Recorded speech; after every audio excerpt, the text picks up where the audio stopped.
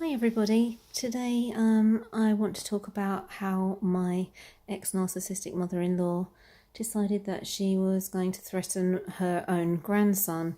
It was a number of years ago. My daughter has nephrotic syndrome, a kidney disease, and she was particularly ill as she was going through chemotherapy. So that Christmas we decided that we're going to buy her a puppy. So we went to look at these puppies that were for sale at the local equestrian centre near to us. We saw both parents. We were, a good prospective buyers of a puppy. And so we left our children, obviously, so they didn't know about this surprise with their grandparents. Went off to look at this puppy. And then when we came back to collect them, all hell had broken loose.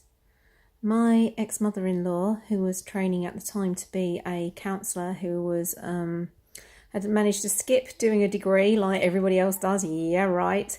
She had managed to just get herself onto an MA course, having never done any counselling or anything in her life, through some strange uni course up in London that is now closed down, obviously.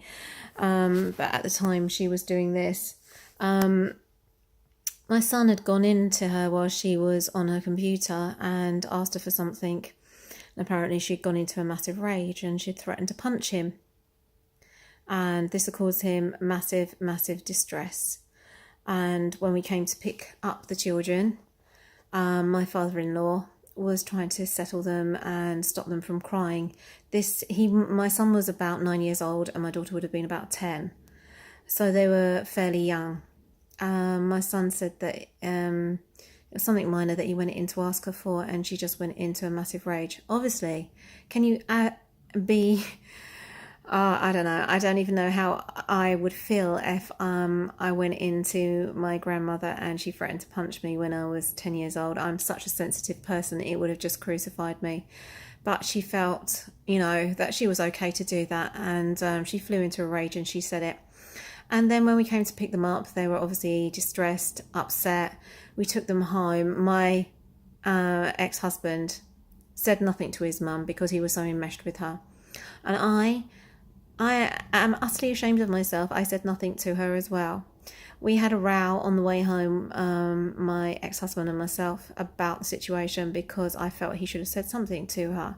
But realistically, so should I. I should not have been a doormat. I should have said something to her. Her behaviour was disgusting. Something, that my son now, he's never had any kind of relationship with her.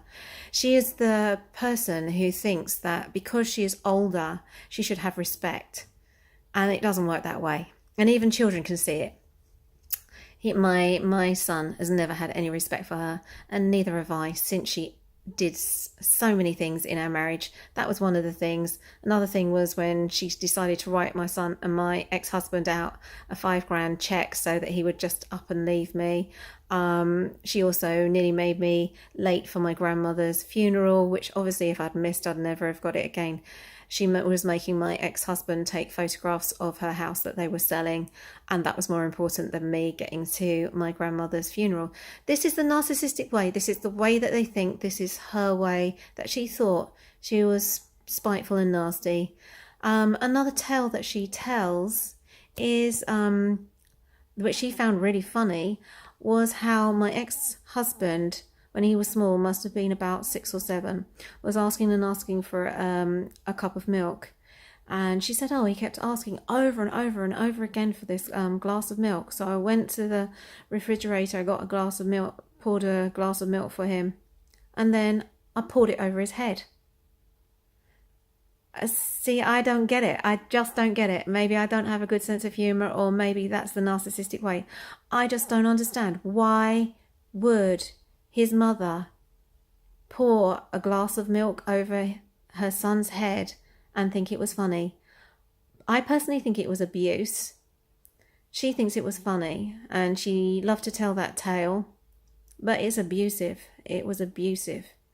And in some ways, when I'm feeling compassionate towards my ex-husband, I think he was brought up by a monster, and that's what turned him into a monster, because when you read about it, that's what happens. Yeah, so basically I didn't stand up to her, and I just want you guys to realize that don't follow my path. 3 years down the line, don't follow my path. Stand up to these people, because you create monsters, and that's what myself and my ex-father-in-law did with them, with my ex-husband and my ex-mother-in-law. We did anything for a quiet life, and we gave in to them an awful lot, and we let them put us down and bully us and manipulate us and do whatever they wanted whenever they wanted. You know the story, but try. Just don't put yourself in harm's way. That's the only thing I can say. Don't put yourself in harm's way. Just, or your children, just make sure that you are safe. Anyway, I'm going to leave you now because it's up to 5.5 minutes. If you like my channel, and I know I'm a late starter, just getting my channel, please click subscribe, or and click that you like it, and leave comments, because I haven't had any comments, and I'd like to know what you guys think, whether I'm totally crap and should just give up, or whether you think I should keep going. But I'm not really fussed, because I'm doing it for my own therapy and talking through situations. And if nobody watches it, nobody watches it. I'm on my own. Who cares? All right, guys. I'll catch up with you at some stage. Love and light to you all. Bye now.